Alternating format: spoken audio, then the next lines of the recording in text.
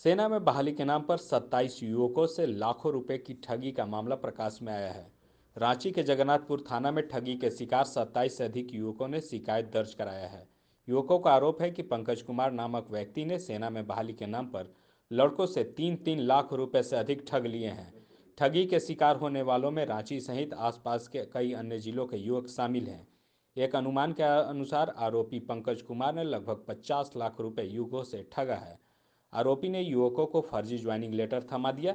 जब युवक joining letter लेकर सेना कार्यालय में पहुंचे तब इस मामले का खुलासा हुआ। फिलहाल पुलिस मामले की छानबीन में जुट गई है। नौकरी के नाम पर ना पर आदमी से अगर देखा जाए तो 3.5 लाख 4 लाख का, और अगर मोटे तौर पे देखा जाए तो 51,33,000 कुछ हमने आज बिल बनाई है। हाँ, इतना हम हमारे क्या बोलता था वो बोलता था कि पैसा लो, घर बेच के लो, या तो ज़मीन बेच के लो, या तो कर्ज लेके लो, उसका रिस्क मैं लेता हूँ। जिस दिन नौकरी होगा उस दिन मैं सूद सहित पूरे लौटा दूंगा।